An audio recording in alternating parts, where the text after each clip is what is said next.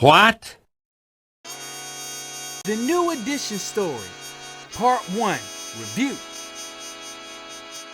If it is love, why do I feel this way? Why does she stay on my mind? If it is love, why do I hurt so bad? Make me feel so sad inside. Mr. Telephone Man, there's something wrong with my line. When I dial my baby's number, I get a click every time. Oh, sorry. What's good, everybody? What's good? It's your boy Chris O, and we're going over the New Edition Story Part 1. Starts out like in the middle of the story where Bobby Brown is sitting there performing Prerogative and everything, and he's taking up all the stage time, and the guys, Bill DeVoe is like right there on stage, and I think it was Ronnie who came out and said, "Yo, you're taking up too much time. Like, let's do this."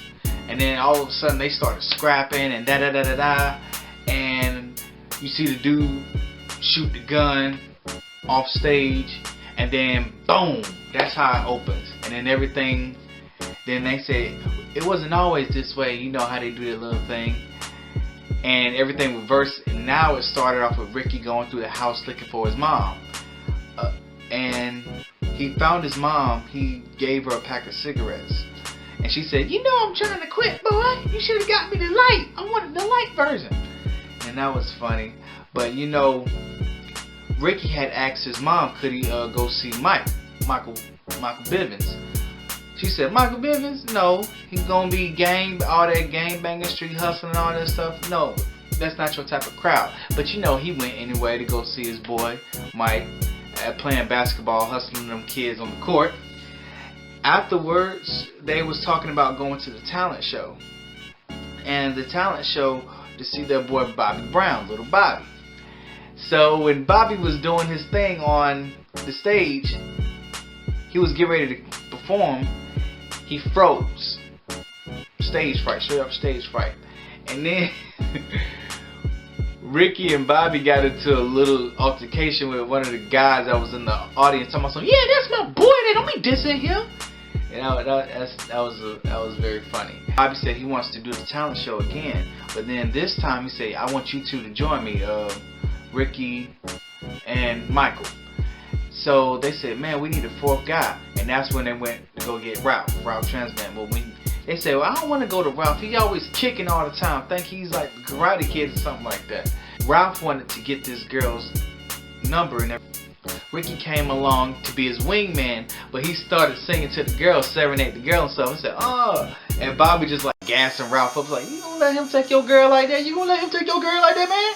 So they sat there, started singing. I think it was the Earth, Wind and Fire song, but they started singing to this girl, and then they had to leave. They all four started, singing together, and met up with Brooke, and they met up with him in the most interesting way. They met up with him in a dark alley. He just was getting his little groove on, got his girl on the side and stuff. He was getting ready to go home, probably get ready to get a little piece of chum. Then he said this. Then all the group went to Brooke saying, "Hey, we need managers," and blah blah. And they said, "Hey, I'm not working tonight." And Brooke was just telling him, "I'm not working tonight. It's not gonna happen. I'm sorry." So, in order to keep Brooke entertained, the kids jumped in front of the car and started singing a Jackson 5 song, "I Want You Back," Jackson 5 song. And it was so amazing. Them jokers was getting that, "Oh, baby, give me one more chance. What you need to me." Whatever. But afterwards, Brooke had him working at the little rec center, doing them dance moves, had him working out and stuff, and then boom, that's where it came into play, where Maurice, a local talent producer, he sat there and was having a talent show, and they went to the talent show and they did a phenomenal job, but they didn't win first place. The rappers won first place, but Maurice saw it in his heart like, hey, I'm gonna get New Edition over here because they got something special.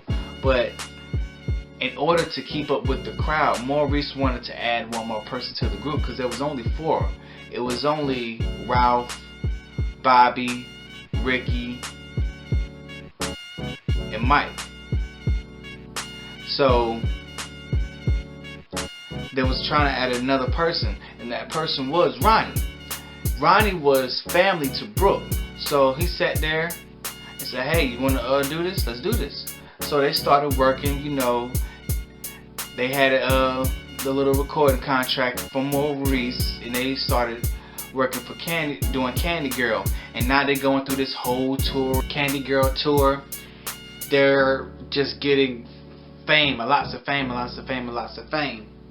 with the Candy Girl. What was funny was Monica Calhoun, the legendary actress. She was the mother of Ralph. And what ended up happening was Ralph and his sister made a Christmas tree. They went through all the trouble to make this Christmas tree, even though they didn't have money. That was a real, very touchy moment. And I was like, wow, that is incredible. It was incredible. That was real incredible. But you know, Maurice tried to do some foul play work, tried to get Ralph to sign to his own solo contract. And Ralph wasn't having it. You know, it's either going to be me and my boys, or it's not going to be me and my boys. Don't do that. Don't do that. Like, we came in here together. Don't try to play us like that. Even though everything was looking good for the group, Mike wanted to play basketball more than he wanted to sing. But eventually he got over it. He really got over it. I like the cameos that some of the actors had in here. Like, you had Tank, Mr. Please don't go, please don't go. You had him. You had Lala, Monica Calhoun, Faison Love, Wood Harris. You had a lot of them in there. You had the dude from Empire.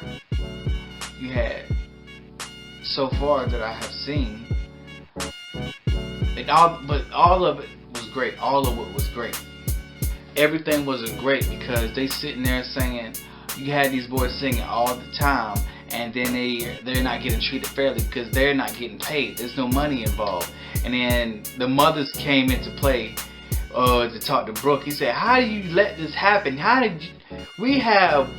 So you sitting there telling me them kids been singing all over the world and they only got $1.94. Bruh. $1.94. Bruh. Ain't nobody got time for that. So the mothers put it to a vote and they fired Brooke. Simple as that. But then they went on another tour. They had a new manager. Their new manager was he was an A&R for MCA Records. And Tank was head of MCA Records. The dude who played Tank played the dude who's over MCA Records. And so they're singing again. They going on this tour and everything. And now everybody's getting buck wild because they were little kids. And I love when they did this transition. As they were singing, it looked like they did a special effect where the camera closed up on them and then you see them grow up while they were singing, and that was so dope. I really enjoyed that. But then that's where everything started going crazy. You know, they started going out and stuff. They got bodyguards and they got a new management now, so they the ish times 10. So while Maurice was producing a record with Ralph, Well, he wasn't. He was producing the whole record for the whole group, but Ralph was just singing at the time. And the group saying, "Why are we here if we're not singing? We about to go out and party, man. Forget this." So they go out to the mall, get some girls or whatever, and the bodyguard and Ralph comes to the hotel room, and them jokers are getting in with some females and da da da da da and everything. And then Ralph is sitting over there looking stunned, like, what y'all was doing? Why y'all wasn't inviting me? He said, "Cause you was singing." And boom, that was it. Well, it was so funny because they had a rapper there named Curtis, i.e. Curtis Blow. Curtis Blow was pissed off because he was opening for New Edition, and he didn't like that so well because they were just fresh on the scene. But then his manager was talking about, said, "Hey, but they do have the #1 song in the world." She said, "No, I'm not doing this. I'm not singing. I'm not opening for them little kids, man." So Mike asked Curtis for his autograph. He said, "Nah, I think I should be asking y'all for y'all autograph. I got to perform up under you." And man, that was crazy. So with all that being said, just tell me how you feel about it. If you like it, if you dislike it, comment down below. Don't forget to subscribe. And if you want to check out my other video, there it is right there. And if you want to check out my other video, there it is right there. Don't forget to subscribe. Leave a comment below. It's your boy Chris O. New Edition Story, Part 1. Deuces.